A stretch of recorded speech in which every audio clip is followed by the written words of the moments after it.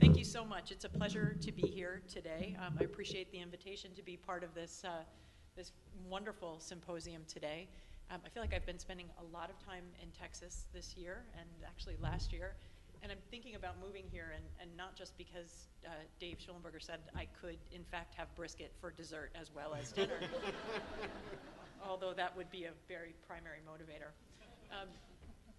My talk today is going to be on a little bit of a broader level than I usually do. It was a struggle to follow such experts in the area of open access. Usually I feel like when I go out and talk on campuses, I'm sort of more of a lone voice in the wilderness. So today is just a pleasure and a privilege and an honor to be among colleagues who have such a depth of expertise in so many areas. Copyright being one example, campus policies being another example. While I can talk in depth about any one of these areas, particularly the policy arena, I thought it might get boring for you to hear about something like the NIH policy being put into place, that while it was a wonderful fight, do you really need to hear about the 3 months we spent negotiating whether the word should be herewith or thereafter? Probably not. So what I thought I would talk about today is just what I've seen from our vantage point at Spark in advocating for the acceptance and adoption of all kinds of practices that can lead to a more open system of scholarly communication, the trends that have emerged, and the real sort of depth behind the numbers, if you will, that lead me to kind of move down the path of open access really becoming accepted on a cultural level and on a practical level towards becoming more of a new norm on our campuses. And I'm going to talk about 4 areas in specific where I see the sort of, I don't know if any of you all are also fans of NPR's Marketplace. I love that little music, and I love David Brancaccio. I don't know the new guy's name. The new guy has probably been there 9 years, right?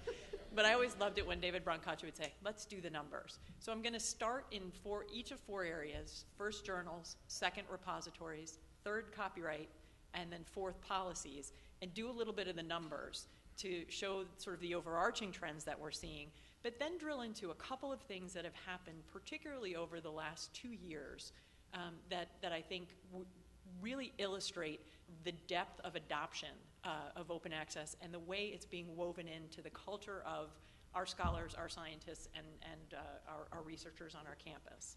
So first, with the numbers on open access journals. When I first started talking about open access and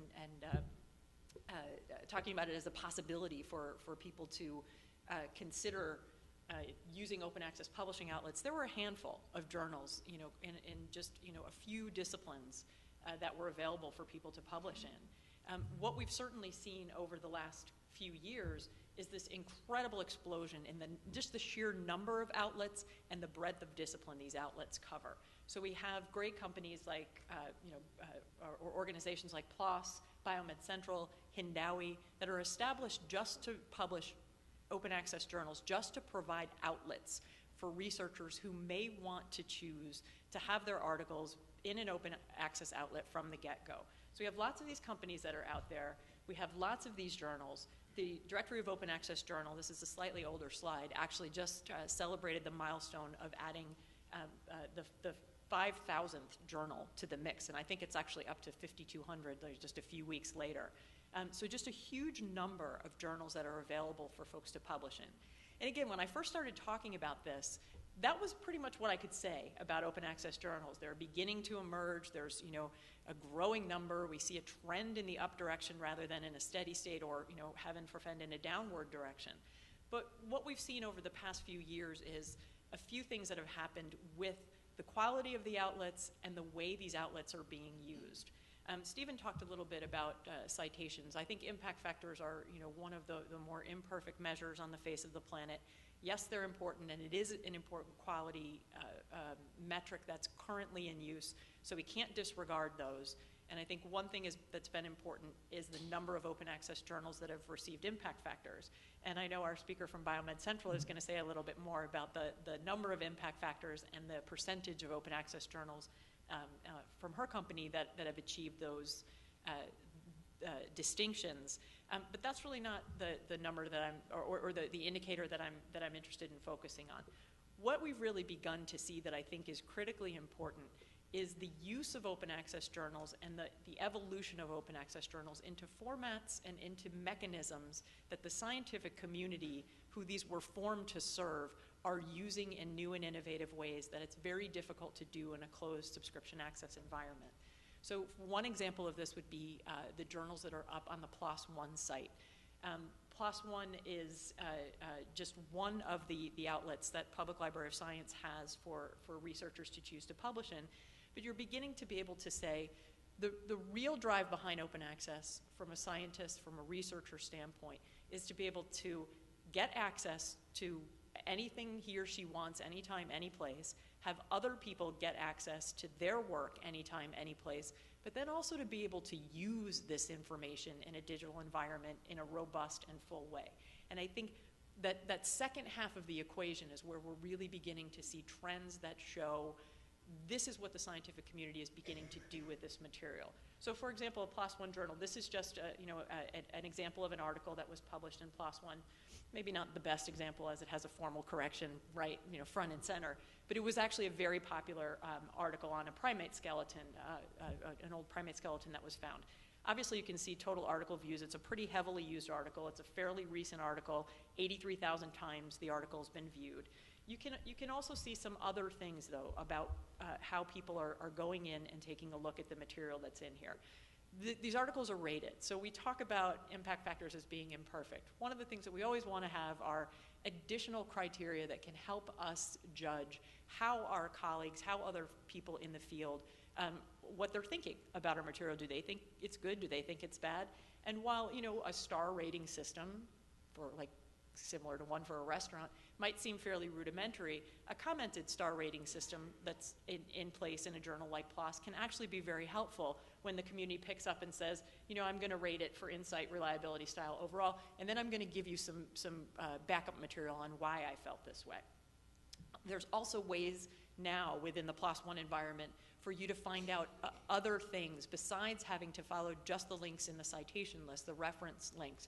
They're also annotated in terms of material that's related. And these kinds of journals are beginning to really reflect the way our researchers, our scientists, our faculty are doing their work. We're looking at related articles in PLOS One, in other subject categories, things that I can find in PubMed and Google Scholar, but they're also beginning to connect material from other layers that are important to scholars, but that we're not quite sure how to interact with sometimes, like blogs.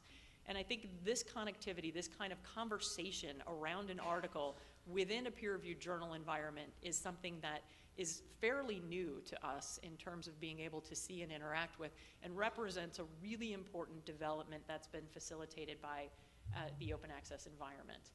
Again, the comment function we talk about all the time, wouldn't it be nice if we were really having a robust conversation about the work that's being done in a specific discipline in a specific article, and to actually see it enabled within this journal environment, this open access journal environment, I think is something that's driving other scientists in different disciplines to say, we need to take a look at this, because this reflects how I'm doing my work now and how I better want to be able to continue to do my work in the future. So I think that even more than the numbers of 5,000 journals, which, while fantastic, this kind of an indicator of deeper use of journals is an important indicator. A second indicator in the journal community that I probably passed without much notice in the wider academy was the formation of the Open Access Scholarly Publishers Association. And I think this was actually a very notable development for a couple of reasons. One, we for a long time talked about open access under the same category, and I think somebody actually had it in a slide this morning, as alternative publishing. And one of the things that we recognized at Spark, fairly early on, was that if we kept categorizing open access as an alternative, it was going to have a much harder time in taking root as a mechanism that made people feel comfortable. I mean, these cultural barriers that seem so minor are actually pretty major barriers to getting people to adopt something new. Nobody wants to be out on a limb. The first adopters in the world are a small number. So getting people comfortable and feeling like they were not taking a risk. I like your idea of risk management with copyright. I think there's risk management rife in the world of introducing and getting people comfortable with the idea of open access. So the formation of a trade association of publishers who published purely open access journals was a really notable milestone in that it said, not only is open access publishing as a model here to stay, we feel like it's a viable business, a viable model, and merits the same attention and protection as any other business model, as any other trade industry that's out there. And I'm not saying I want open access publishing to become, a trade industry, but I do think that it is notable that this has become so mainstream as to have its own association, where many traditional publishers have been asking and have in fact become a part of this association. It's better to have people want to be on the inside than calling you an alternative and having open access publishing remain on the fringes. A very similar thing has happened in the area of digital repositories. Again, when I first started talking about this, we would talk about the growth in numbers of institutional repositories and where they were appearing around the world.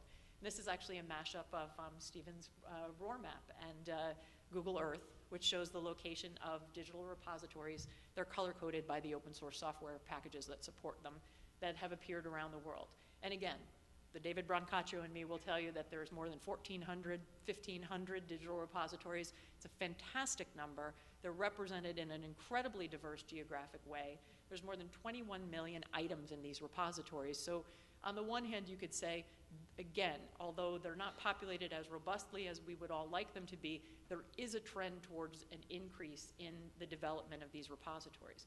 But more importantly, what we've seen over the last few years is the recognition that establishing these repositories and just worrying about filling them up on our own campuses is important, but it's not the be-all and end-all. We're beginning to see projects and collaborations around connecting these digital repositories, around creating and empowering the network that these repositories then enable for us to begin to share materials across our campuses, across disciplines, and across countries.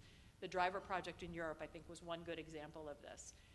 Again, the Confederation of Open Access Repositories was launched. There's much more conversation and action going on around connecting these formerly disparate little repositories that exist around the world. And I think that recognition of the power of the network and of the need to connect these repositories in a meaningful way is a really good sign that people are paying attention to. We're not just establishing it to showcase what's on our campus, although it's important. We're establishing these things because we think they can become a critical part of the infrastructure that supports scholarship and research. Again, seeing scientists, seeing faculty, seeing researchers, wanting to put this stuff into practice and have it support the work that they do in their daily lives. I think these repositories, too, have become an incredibly important player in connecting the whole movement towards open. The movement towards open access is just one piece of a bigger whole. There's a growing sense of the importance of making data available. I know this is an area that's rife with all kinds of other issues in terms of privacy and disciplinary differences, but the conversations around, we're beginning to break the logjam with primary articles. We need to do the same thing around our primary data and our data sets. Those conversations are happening, and the repositories that have been built and the supporting infrastructure that's now in place is allowing us to have this conversation with a little bit more of a comfort level that we're actually, as institutions, better able than we thought we would be to provide a home for at least some layer of the data that's being produced as a result of the research and scholarship that we're doing as a community. And the same holds true, I'm glad Dwayne mentioned teaching materials. The same holds true for this community that is very concerned with open educational resources, for the materials that we're using in the teaching and learning processes on our campus, textbooks, syllabi, course packs, any kind of curricula, open courseware. Our digital repositories have provided, again, another natural structure and piece of infrastructure for, as these conversations take place about these kinds of digital objects that are so important to the lifeblood on our campus, as they're emerging, these repositories are providing a home for these kinds of material as well. And they're also providing a nexus, a place where we can begin to have the conversation on our campus, where all these things start to make sense, where we're not talking about OER in one camp, open data in another camp, and then open access over here. They're really beginning to intersect in very meaningful ways To me, it's amazing to think that this would emerge around a piece of technical infrastructure, but I think that this has provided a very important place for this change to take place. The third thing that I want to just touch on, and I won't go into too much detail because it was just covered beautifully by Dwayne, is the notion of copyright. Right? One of the paths that Spark has long advocated for was becoming aware of the power that copyright holds, and you as a creator of a work that you hold to determine the downstream life and use of the materials that you're creating as a scientist or a scholar. And the idea that copyright can be used as an enabler by educating authors to understand that copyright is a contract that can be negotiated to the benefit of what it is you want what you want to have happen to your work downstream, I think has been a very important concept. And we could again do the numbers and say, Spark and Science Commons partner on providing a little digital author addendum generator. We can tell you there's been several thousand downloads every month of the addenda. It's been accepted by X amount of journals. We actually don't track that number as closely as we should.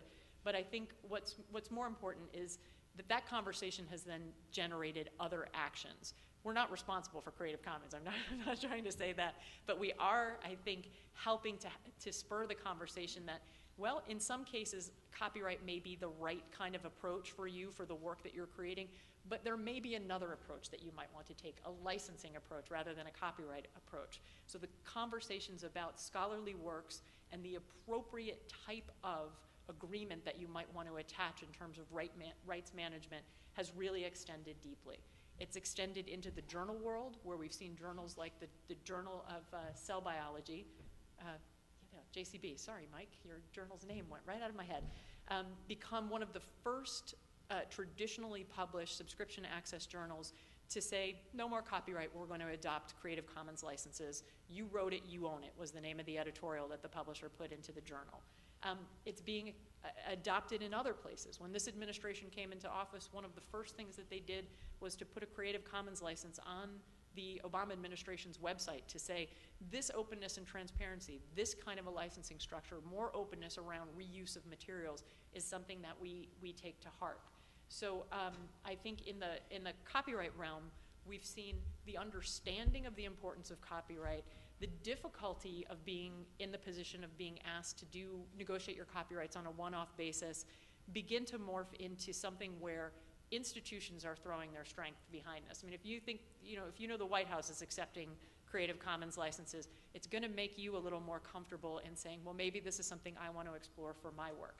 And it certainly makes it easier when policies like the Harvard policy, open access policy, was passed using, as Dwayne mentioned, copyright, the non-exclusive worldwide distribution license. That is the basis for the institution to have the ability to go to bat for the rights of the author, to retain the kinds of rights that they want, to make their works more openly accessible. I think that sort of trend in the copyright field, more than how many people are using an individual author addendum, points to the depth of the adoption of these kinds of efforts. And then the last thing I want to touch on is, in fact, the proliferation of even larger policies, national policies that are proliferating around the idea of open access. And I think people are fairly familiar with the rationale behind this, but it merits, I think, repeating. Because one of the things that's very easy to do is to get into a conversation about open access, and I see Stephen's frustration when we automatically go into a discussion of a specific journal policy, or we get down the path of a minutia about my institutional repository using DSpace or ePrints or whatever it may be.